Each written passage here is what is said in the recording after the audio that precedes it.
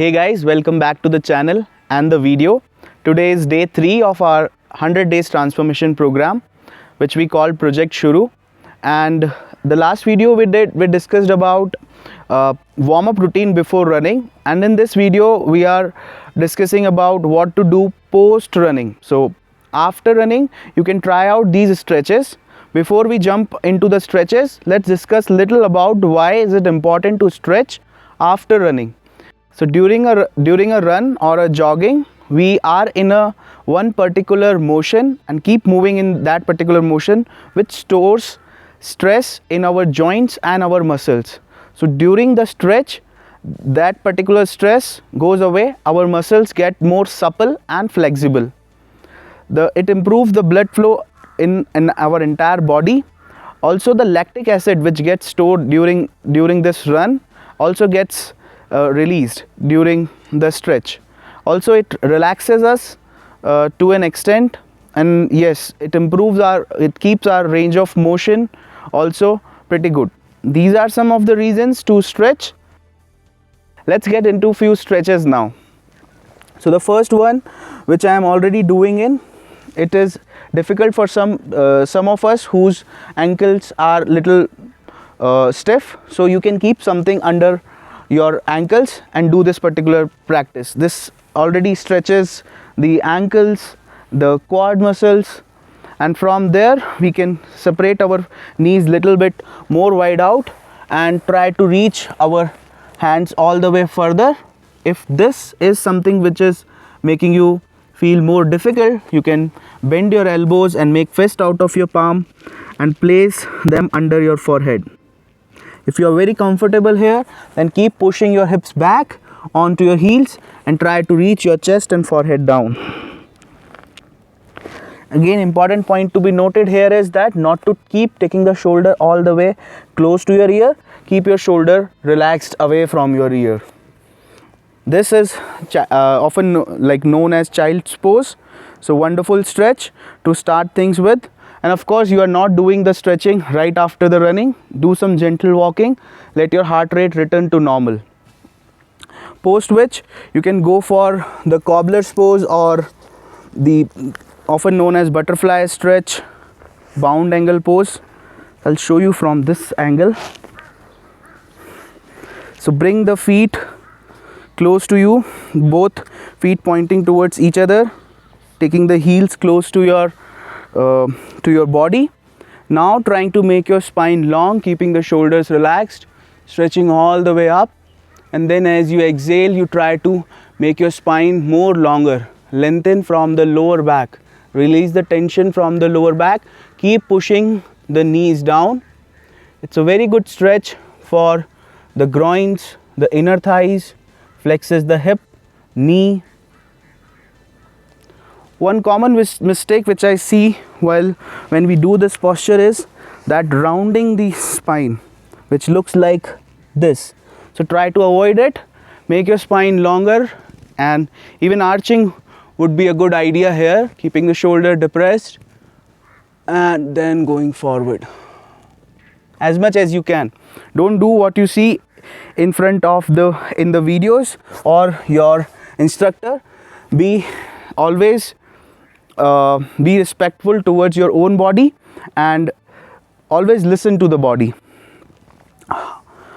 Maybe you will feel the stretch much earlier than the other person, so be mindful during the stretch.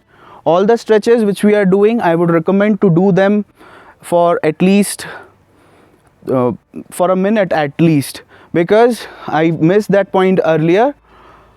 During the warm-up time we did more of a dynamic routine, means shifting the practices, moving a lot, because we need the raising the body temperature and the blood flow.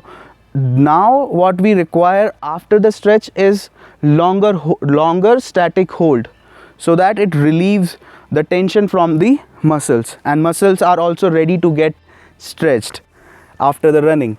So the next stretch which I really like is downward facing dog. Few things about downward facing dog: keep your palm fingers separated, so more ground for your palm to cover. It's physics. If we keep it close, it would not be like this is more stable. Also, like tripod, if it's a single stick, it would be not so stable, but if we put tripod like 3 pots, then it becomes more stable. So 5, and now push the fingertips also on the floor. Do not keep the weight on the wrist. Shoulders externally rotated, pushing the hips back towards the sky, pushing the knees back, trying to lengthen your hamstrings and the calf muscles to reach your heels down. Again, lengthening your entire spine. Look towards your abdomen. Very active posture.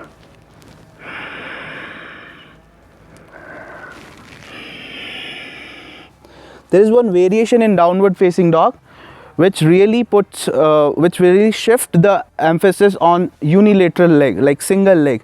So what you can try is, from downward facing dog, bend your one knee at a time. Once when I'm bending my right knee, it makes my left hamstring, back of the knee and left calf muscles work more. You can interchange them after few seconds.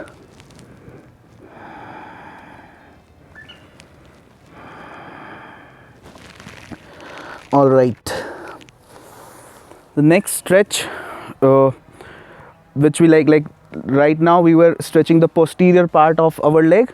This particular stretch is good for the frontal part of the thighs, that is the quads region, the hip flexor. This is a variation which we can, there are multiple variation which we can do according to our body capacity. This for some people would be a good stretch for the quads, keeping your hands little further back, rolling the shoulders back. This you can try. If you are very much comfortable here, then you can go down on your elbows and feel that little more. And if this is also pretty comfortable, then you can go all the way down, relax your back and take your hands back, even under your head. You see the hip flexors getting long here, the quad muscles getting long. Stay here for a few seconds. You can keep something underneath your back, like some cushions or pillows, to help you to get there. Again, this would also be a good stretch for some of us. So moving on to the next stretch is the pigeon stretch. So we move into pigeon from downward facing dog. We take our leg up and we try to take our knee close to our wrist. Point to be noted here is, the more toe comes close to the wrist, the difficult it would be. So the more 90-degree angle then the foot will form, more difficult it would be. So keep it little gentle and try not to shift your entire body weight on the leg which you are doing the pigeon. So this hip flexor and quad is completely relaxed right now.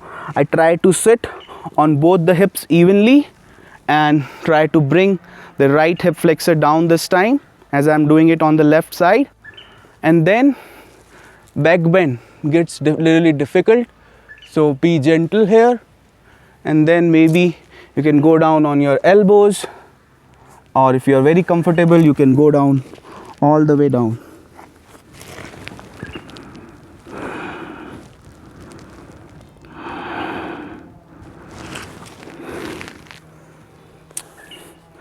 Wonderful. Doing it on both the sides, holding it for the time you are comfortable in. We move on to our next stretch.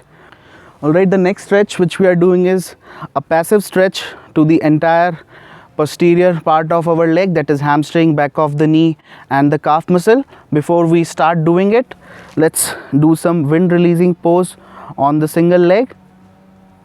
It flexes the knee, it compresses the abdomen, and it also gives some stretch to our glutes.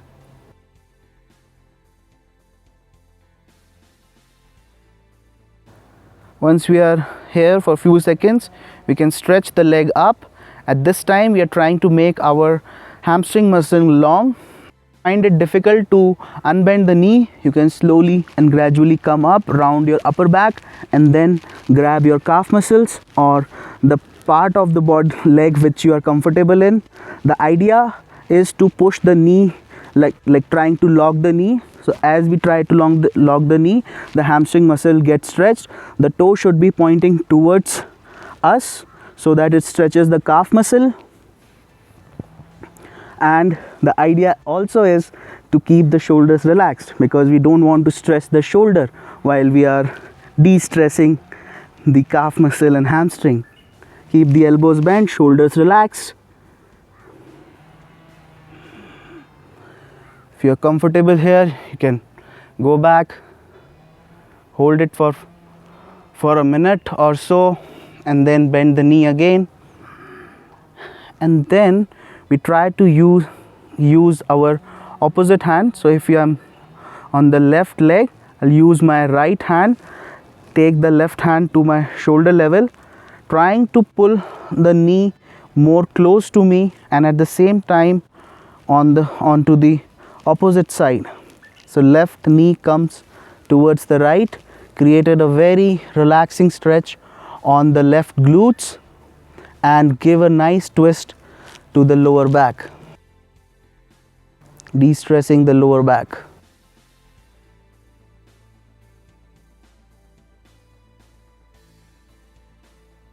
Coming back, placing the leg down, and then finally enjoy some movement and peace in Shavasana to relax the entire body. Turn around and then come to a sitting position, and you are ready to go. This was the stretching routine, guys. Hope you learned something new. Hope you enjoyed the video, and try incorporating it in these stretches after your runs and jogs. Thanks for watching. I'll see you in the next one.